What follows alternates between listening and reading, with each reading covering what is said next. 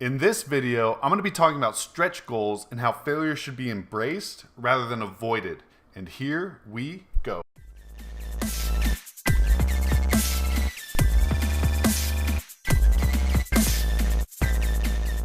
Hey, this is Seagrove, and this channel is all about helping you find success and growth in the Pokemon TCG. I'm constantly bringing in some of the top players in the world to talk about a wide range of topics. So if that's something that interests you, go ahead and subscribe and hit the bell so you don't miss anything.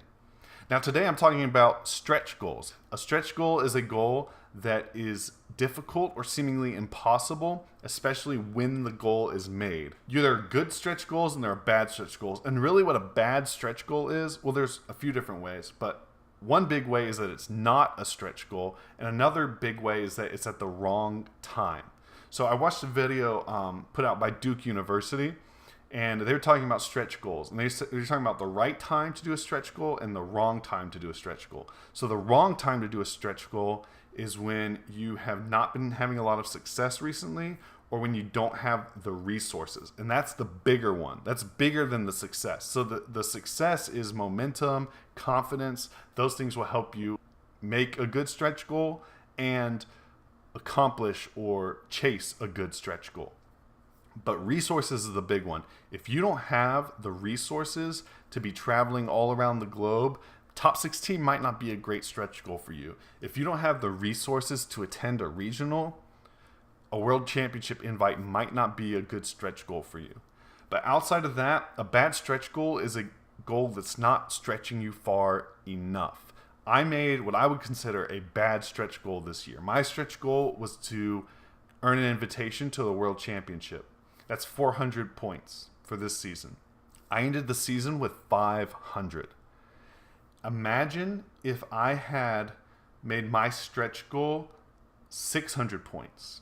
Now, I might not have gotten it, but I probably would have gotten 550 or 575. The reason I say that is because I spent my first quarter messing around. I was playing bad rogue decks. There are good rogue decks. I was playing bad rogue decks. That's time wasted when I could have been playing better decks and then gotten to play against better players as a result at my League Cups. And that's my fault.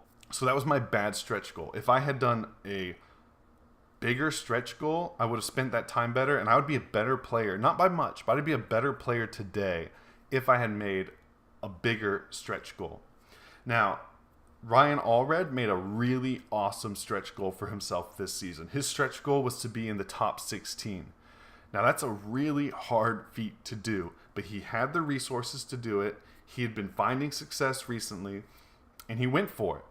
He unfortunately didn't make that stretch goal because he had some bad luck, or he didn't find the finishes he wanted for whatever reason at internationals. Now, if he had done that, he could have gotten the stretch goal. He was right there. He almost got it. But that is a much better stretch goal than my stretch goal because it pushed him to become a better player. And I was talking to him about it, and he was saying, I don't even really see it. I see it partly as a failure and partly as a success. He's become so much of a stronger player. He's become a much stronger player through the process of chasing this stretch goal. And that is the point of a stretch goal. It's not necessarily to complete or achieve the goal. It's about the growth that you find in the process. You need to be aiming to complete the goal. But if you fail, it's still not a bad stretch goal if you grow. The other piece of this is you have to be, if you're going to make a good stretch goal, you're not going to be able to make a good stretch goal. And there's a lot more than just that about what I'm going to say. And what I'm going to say is you're not going to be able to make a good stretch goal if you're afraid of failure, if you're not willing to embrace failure. There's a lot of other terrible things in your life that you're going to miss out on if you're not willing to fail.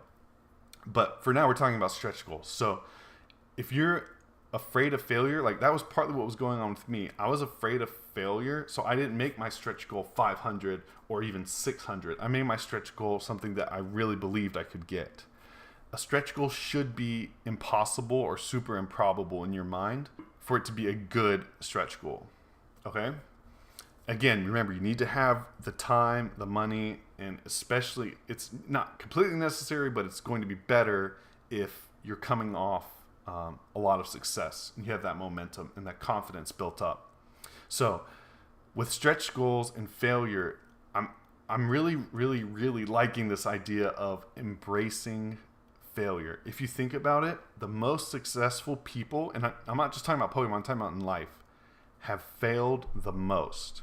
And the reason for that is, you may think, no, these people have succeeded so much. And you're right.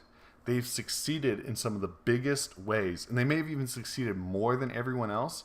But the reason they've succeeded so much, and the reason they've accomplished so much, is because they've tried so much. And because they have tried so much, they have also failed so much. Failure is a catalyst for growth.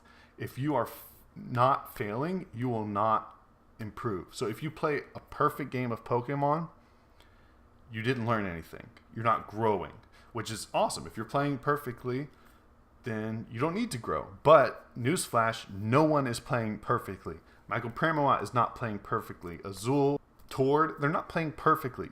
I remember hearing Jason Klaczynski talk about some of his misplays. Even though he won this tournament, he's talking about his failure. He's embracing a micro failure, even in a macro victory. And that is the mindset of a winner. That is the mindset of someone who can grow and become better at the game. But one of my biggest pet peeves, and something that I do, is I talk about how well I played a game.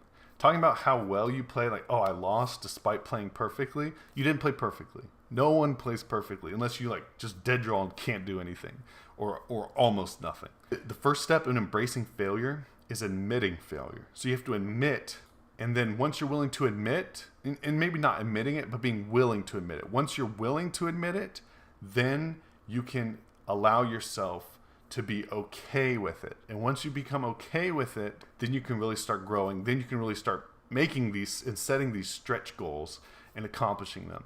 So that's really what I wanted to talk to you guys about today. I really believe in the power of stretch goals made at the right time, like we talked about earlier. But yeah, that's pretty much it. Shout out to everyone who helped me get this intro. Hopefully this video had a really cool intro. And this mic, I appreciate you guys so much. Thank you for following. Thank you for subscribing. Thank you for supporting me.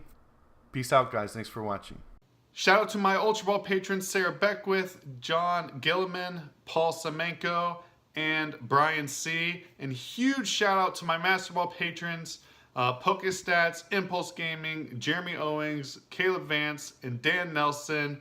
And congrats, Dan Nelson, again for winning the last drawing. Shout out to all of my patrons, and of course, to my viewers and subscribers like yourself. Thank you.